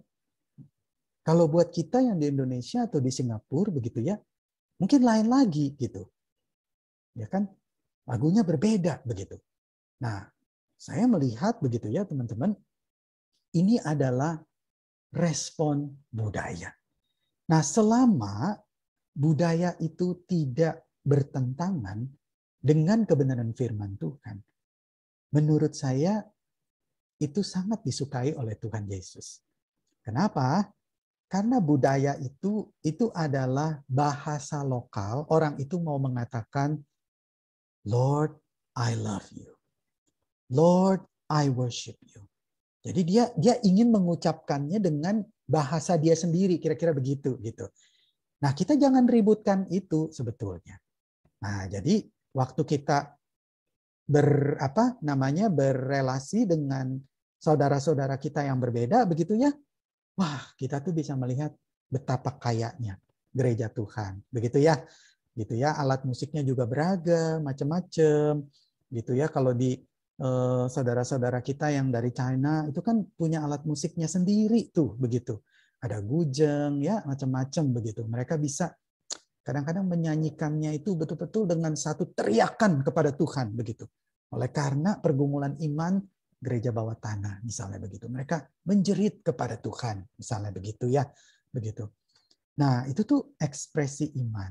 Nah, apakah hanya kecapi misalnya piano atau gitar begitu ya yang boleh masuk ke gereja? Saya rasa mungkin tidak juga begitu ya. Ada keragaman kekayaan. Nah, tetapi kalau begitu prinsipnya apa? Prinsipnya adalah ketika itu masuk di dalam ibadah, maka Tuhan katakan harus dilakukan dengan tertib dan dengan teratur. Begitu. Jadi sekalipun itu adalah ekspresi dari respon budaya dia terhadap iman, Tuhan meminta dia mengekspresikannya juga dengan teratur, dengan tertib. Nah, itu ya kata kuncinya. Nah, yang ketiga, kunjungi gereja dengan denominasi yang berbeda. Ya, kalau teman-teman mau mengunjungi pas lagi ada waktu kosong ya, mau lihat gereja Anglikan ibadahnya kayak gimana ya, datang nggak apa-apa teman-teman. Gereja Metodis ibadahnya bagaimana ya, datang begitu ya. Nah, tapi tetap ibadah juga di GPBB begitu ya, begitu. Nah, tapi kalau kita memberi waktu ya untuk mengenal ibadah dari denominasi yang berbeda, itu tuh membuat kita lebih mengapresiasi juga sebetulnya ibadah kita sendiri ya. Jadi kayak kita tuh spektrumnya jadi lebih luas gitu. Lebih kenal mereka ya, berdialog dan bukan berdebat ya. Apalagi kalau di antara teman-teman misalnya teman-teman pemuda dan mahasiswa ya, ada teman kamarnya yang dari gereja yang berbeda atau dari denominasi yang berbeda gitu. Saya pikir ini bisa diterapkan. Nah, yang terakhir yang paling tinggi ya, layanilah Tuhan bersama dengan mereka dengan kebenaran dan kasih ya.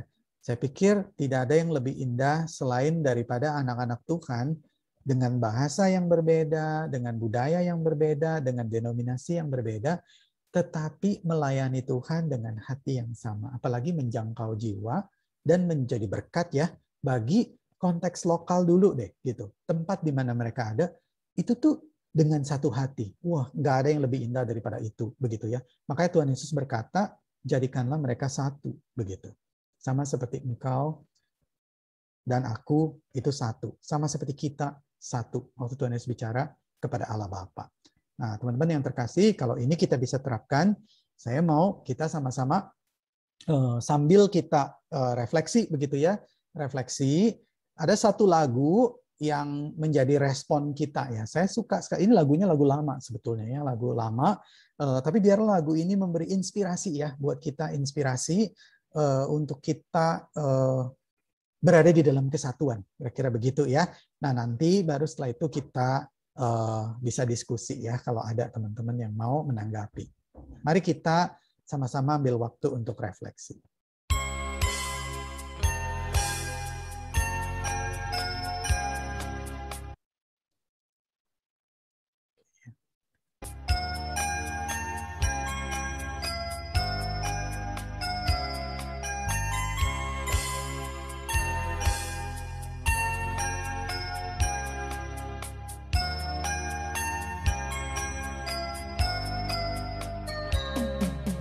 Bind us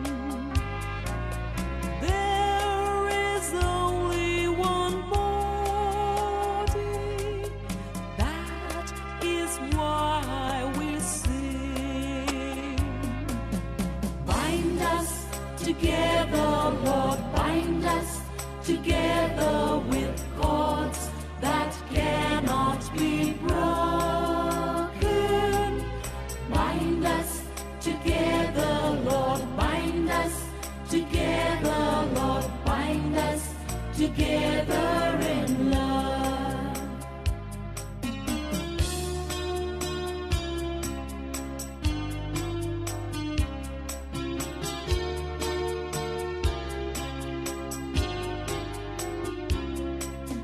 Though there are many branches, there is only one vine. We are one in Christ Jesus. That is why we sing. Bind us together, Lord, bind us together with cords that cannot be broken. Bind us together, Lord, bind us together, Lord, bind us together in love.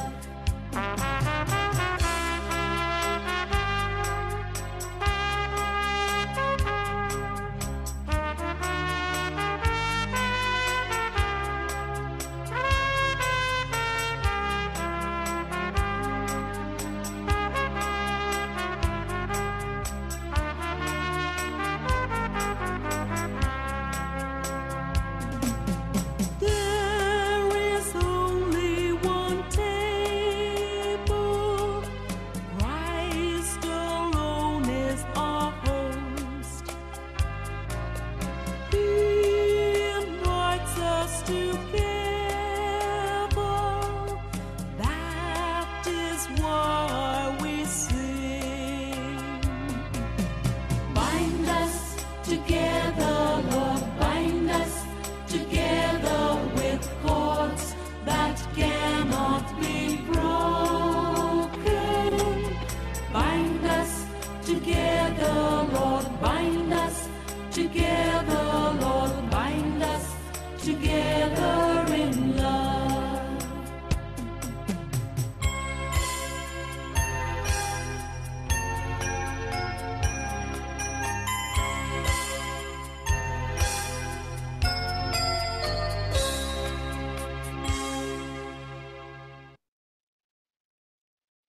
Oke.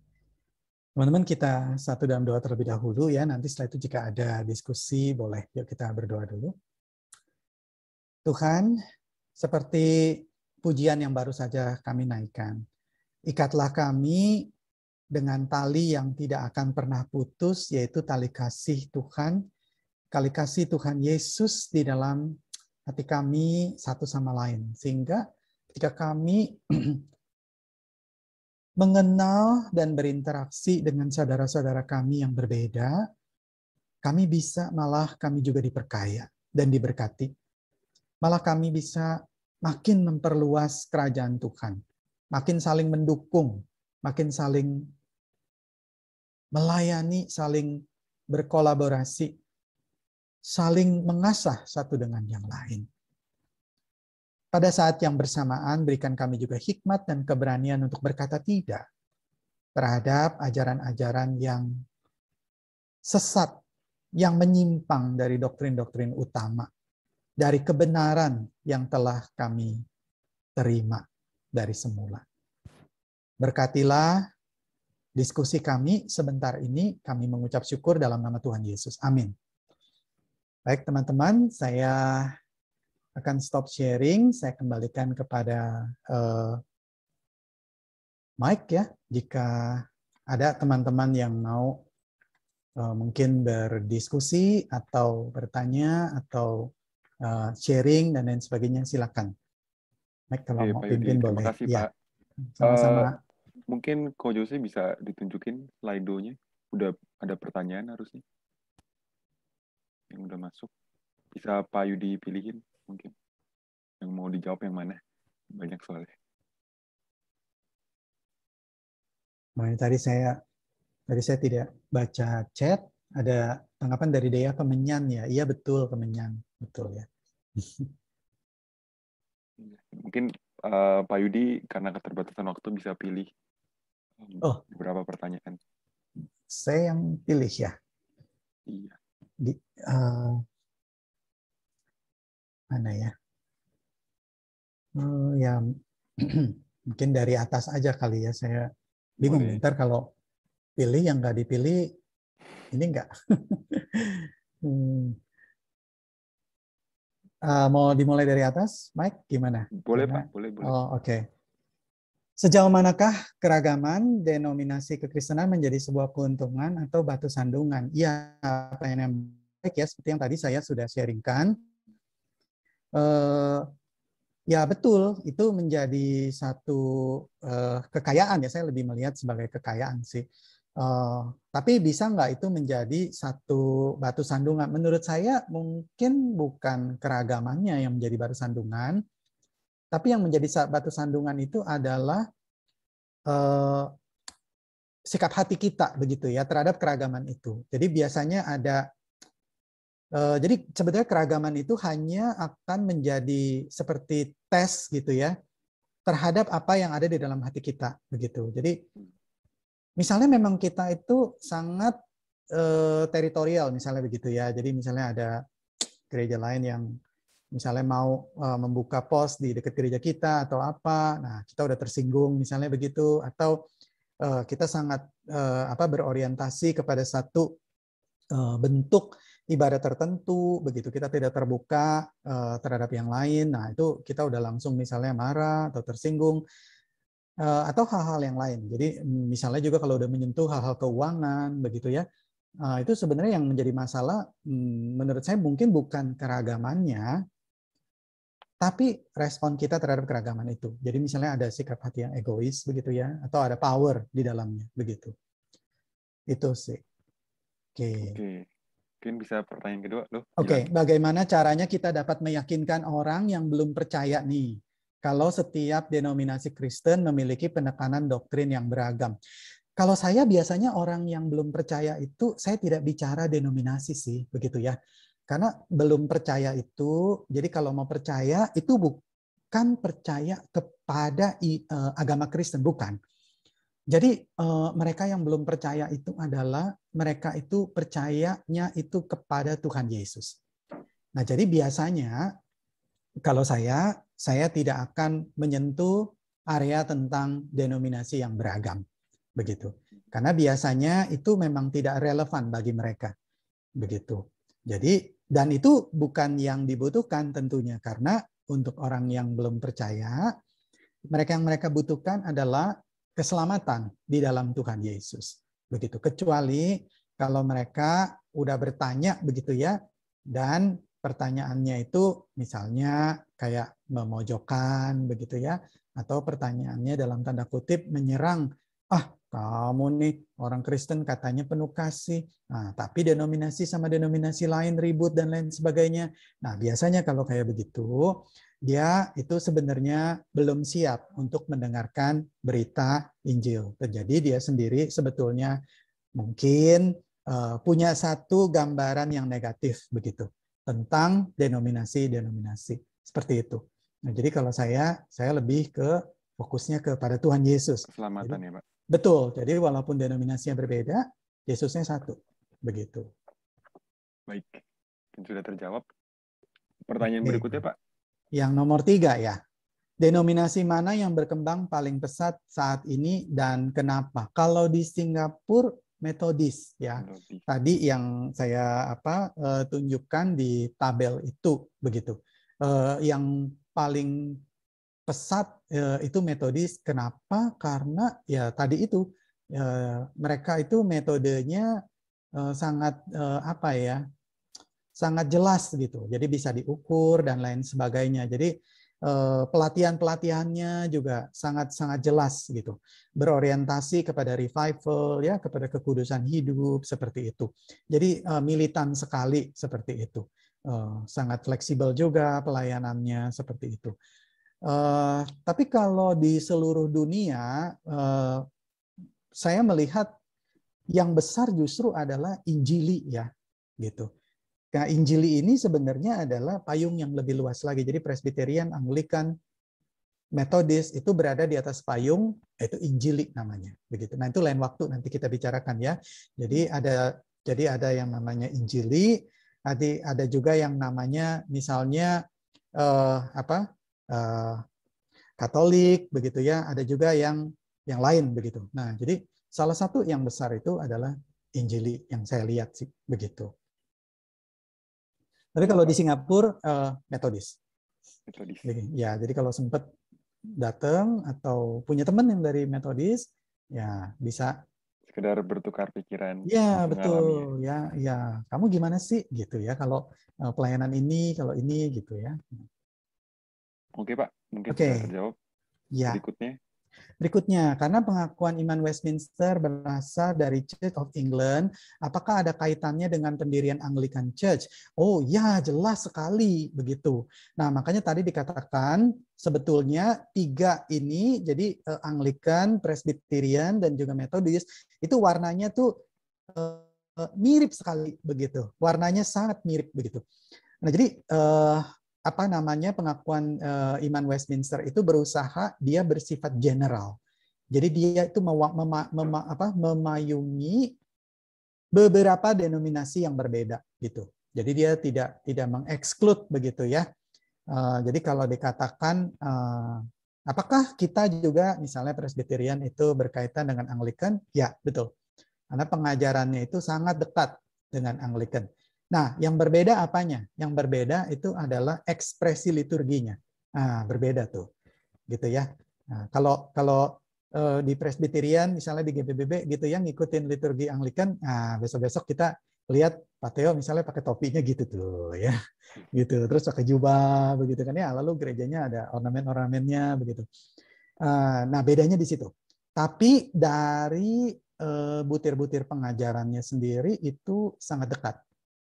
Begitu. Oke. Baik, menarik. Ya, Pak. Ya, itu terakhir, Pak, ada pertanyaan. Kalau Yang terakhir ya. Iya. Oke. Ada church yang ajarannya benar, tapi orang-orangnya sendiri itu mungkin kurang baik lah. Mungkin ada korupsi di dalam gereja sendiri gitu. Bagaimana cara menanggapinya gitu? Ya, ini menurut saya pertanyaan yang baik sih. Gitu. Pertanyaan yang baik ya. Nah, saya mau katakan begini. Pengakuan iman Westminster sendiri begitu ya, ketika berbicara tentang church gitu, jadi satu butirnya berbicara tentang gereja. Saya sendiri juga terkejut sekali karena menurut saya sangat bijak. Dikatakan di sana tidak ada gereja yang sinless gitu. Jadi tidak ada gereja yang bersih tanpa cacat. Nah, itu tidak ada tuh. Begitu. Nah, jadi kalau pengajarannya betul dan itu standar ya. Jadi gereja itu harus gitu. Pengajarannya itu betul, itu harus gitu. Tapi pada prakteknya ada perilakunya yang tidak sesuai dengan firman Tuhan. Gimana ya kita menanggapinya? Maka menanggapinya adalah ada yang namanya, jadi tergantung nih, praktek yang tidak sesuai firman Tuhan ini dilakukan oleh siapa, begitu ya. Dan sampai seberapa parah. Jadi ada yang disebut namanya disiplin gereja atau disiplin gerejawi, begitu. Jadi kan gereja yang baik itu dia ada 3 tuh cirinya ya. Dia mengajarkan firman dengan setia, dia melakukan sakramen, dan yang ketiga dia adalah melakukan disiplin rohani. Disiplin rohani itu adalah penggembalaan khusus. Jadi kalau baik itu pemimpin ataupun jemaatnya, misalnya ada yang kehidupannya itu menyimpang dari kebenaran firman Tuhan dan sudah ditegur, misalnya diajak pribadi ya, kalau nasihat dari Rasul Paulus kan ajak bicara 4 mata begitu, lalu juga bawa saksi misalnya begitu ya untuk diingatkan begitu, dia masih tidak mau juga, maka yang dilakukan adalah didisiplin. Begitu. Nah, macam-macam bentuknya sih, begitu ya. Nah, itu biasanya yang melakukan adalah pendeta, jadi pastoral. Nah, biasanya para penatua dan pendeta itu akan bersama-sama memikirkan dan mendoakan orang tersebut, begitu, untuk membimbing dia kembali kepada kebenaran firman Tuhan ya, hidup yang sesuai dengan firman Tuhan. Nah, tentunya itu dilakukan dengan kasih dan dengan ketegasan. Begitu. Nah, tapi kalau misalnya seperti itu, apakah kita harus meninggalkan gereja itu? Nah, kalau saya harus katakan, kalau tergantung sih motivasi kita apa ya. Saya tidak ingin langsung memberikan label gitu kepada misalnya teman-teman atau teman yang bertanya, kamu nggak boleh begini gitu, enggak ya. Jadi kadang ada juga yang kita yang menjadi korban, misalnya begitu. Jadi tergantung. Kalau teman-teman misalnya teman yang menjadi korban di situ, dan teman-teman merasa akan bergumul sekali untuk bertumbuh di dalam Tuhan di gereja itu, kenapa? Karena misalnya, ya ini saya cerita sedikit di gereja misalnya di Indonesia waktu itu ada satu, jadi si jemaat ini itu dia betul-betul merasa dia itu dimanfaatkan kira-kira secara finansial begitu ya oleh pendetanya begitu. Jadi dibilangin lah butuh ini. Nah namanya dia orang yang gimana ya, dia mengasihi Tuhan, dia terus membantu sampai akhirnya dia baru menyadari bahwa dia itu ditipu kira-kira begitu. Jadi banyak sekali uangnya hilang, dan ketika dia membutuhkan begitu ya, misalnya dukungan doa atau pelayanan ketika dia sakit, nah diabaikan begitu saja. Nah, jadi kalau ada luka-luka seperti itu, misalnya juga luka-luka yang lain, misalnya luka-luka itu mohon maaf gitu saya sebutkan ya, misalnya luka-lukanya secara seksual misalnya begitu ya. Jadi ada ini ada kasus gereja di Surabaya di mana salah satu pendetanya ini, saya nggak usah sebutkan ya, salah satu pendetanya ini dia melakukan pelecehan seksual terhadap anak dari apa itu namanya, salah satu donatur besar di gereja itu. Jadi dari anak itu kecil sampai dia itu mau menikah ya. Jadi si anak ini itu adalah yang perempuan. Jadi anaknya anak perempuan dari dia kecil begitu. Jadi diajar sekolah minggu sama pendeta ini. Namanya pendeta ini dekat sekali dengan donatur itu, ya majelis itu ya. Jadi sangat dipercayalah begitu. Nah, jadi pelecehan seksual ini bertahun-tahun, begitu bertahun-tahun sampai tiba waktunya si anak perempuan ini dia udah dewasa dan dia mau menikah begitu. Nah, dia mau menikah. Nah, siapa nih yang mau memberkatinya begitu loh, majelis ini bilang pendeta ini aja begitu. Nah, namanya juga kan dekat ya. Jadi tentu ini kan dianggapnya sebagai satu gimana ya, penghormatan lah begitu ya. Dan mereka merasa bersyukur sekali kalau pendeta itu bisa melayani. Wah, anak ini yang sudah menjadi wanita dewasa itu bergejolak sekali begitu karena dia ingat dengan luka-luka itu dan itu tidak dibicarakan. Nah, akhirnya karena dia terus menolak, jadi papanya juga curiga kenapa ini begitu ya, dan akhirnya terbongkarlah aib selama bertahun-tahun itu, dan itu berujung kepada hukum jadinya gitu ya. Jadi ditangkap dan dipenjara. Nah, kalau kasusnya seperti itu dan membuat teman kita ini nih jadi susah bertumbuh di gereja yang bersangkutan, nah saran saya sih mungkin dia perlu untuk sementara waktu begitu ya, dia ke tempat gereja lain di mana dia itu bisa dipulihkan, kira-kira begitu. Tentu saja tidak ada gereja yang sempurna, tidak ada begitu ya. Tetapi mungkin ada komunitas yang untuk sejangka waktu lah kira-kira bisa memulihkan dia terlebih dahulu, kira-kira begitu. Sebab kadang-kadang kita tuh kalau lukanya terlalu besar begitu dan itu menghambat gitu ya kita bertumbuh di dalam Tuhan. Nah, kadang-kadang itu juga kita tidak bisa paksakan begitu. Gitu. Jadi kita perlu untuk bijak dalam hal itu. Nah, tapi kalau kita tidak menjadi victim misalnya begitu ya, kita cuma ya udah ngelihat aja begitu tuh, ada tuh si Anu yang begitu tuh begitu ya, aduh si Anu nih yang begini gitu ya. Jadi kita sebenarnya tidak terlalu terhambat pertumbuhan kita begitu ya. Kita bisa lah tetap bertumbuh dengan baik di situ. Ya tidak perlu pindah sih sebetulnya ya. Malah kita harus menggarami sebetulnya gereja itu. Kita perlu menjadi saluran berkat di sana gitu, menolong mereka begitu ya. Itu Baik. sih dari saya. Pak Yudi, terima kasih udah dijawab semua pertanyaan Sama-sama ini. Mike.